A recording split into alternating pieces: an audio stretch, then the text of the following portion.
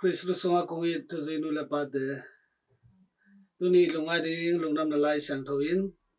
maku alian li aneu som ni le khatpan som ni le nga chang a hi lai som nu sunga mei bak to kisai to pai su na gen te na thu again na te imu hi isa hi mei bak to pai su ko ya ko yu nei hi hiam ko ya ba ku nei yu hiam de na lo to khu mo ai ke le lum na noya koi mo china gen hi mei bak ichi chang mei bak pen paseni hoi na paseni thuman na amai hogi do ngai na te honglang na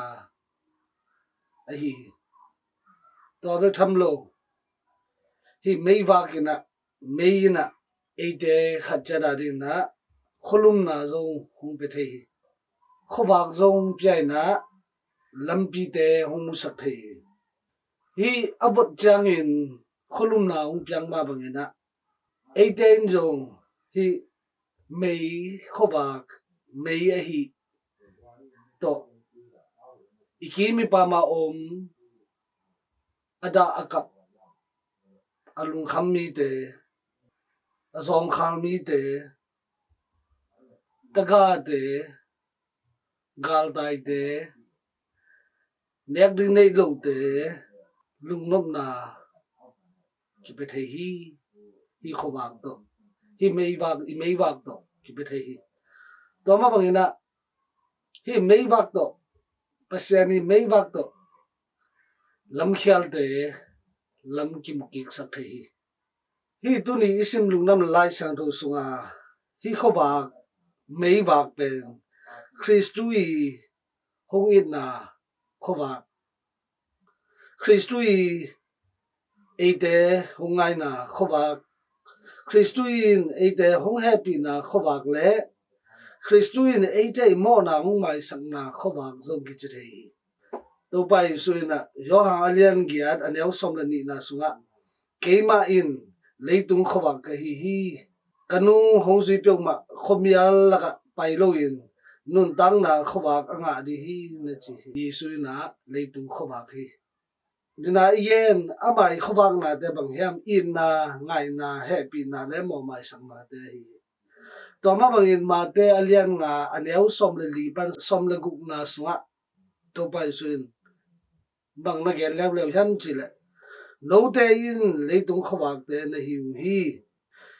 mi te in nagam tat hoi te amu chang in ban tunga om na pau aphat na ding un mi te maya no khobagu na tang sagun chikik lew lew hi to hi ma bang hi lai sang thoi de na in eite na to pa yesu asang a te hi ma bang na to pa yesu I nun tak zia te eite na midang te tunga eite no ilak zo na ding ndei na hi yesu I nun tak zia lungsim puak zia gam tat zia te eite na mi te midang te tunga ilak son ding to pasien dei a hi to pa yesu I khobak eite na ilungsim taka inun tang na a isang tak tak le man taka isang le tua mei bak pen tua khobak pen dina to pa yesu gen ma bangina koya koi na hi hiam lo khu mo a hi ke le lum na noya koi mo a chi ma bangina eite na yesu sang ki chin na bi na yesu chin na bi na eite na tua yesu I na te isan na te a hi I mei bak pen koya isang hiam pasenung de na ina I khobak te I mei bak te pen midang ten to pa sen a thein ding izak ding koidan ikimi pa ma om te ibeng te ina sap khopi te tunga it na ngai na te lak na mi te tunga happy na taka te michimo te gal dai te lung kham mi te hen nep na happy na lung nop na te to bek tham lo eite tu mo te zong mo mai na piang na te to hi to pa yi sui khobak pen ei te tung to ni na mi te tunga ibak sak the hi ei te na percent thu tang ko na te theology te bang te I thei ki zong na inun tang na to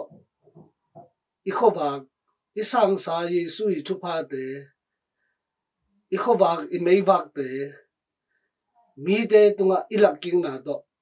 lungdam na thu ki tang ko the hi chi ben phok den ni pasien na sem te to pa te sia te sister te be hiloina nang la ke in zong inun tang na to Yesu I na isan na te inun tang na to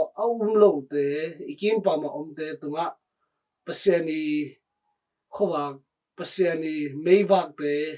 ilak the hi chi ben phok den ni ule na te tung ni Isaac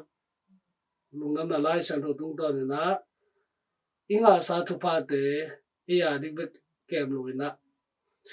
na man te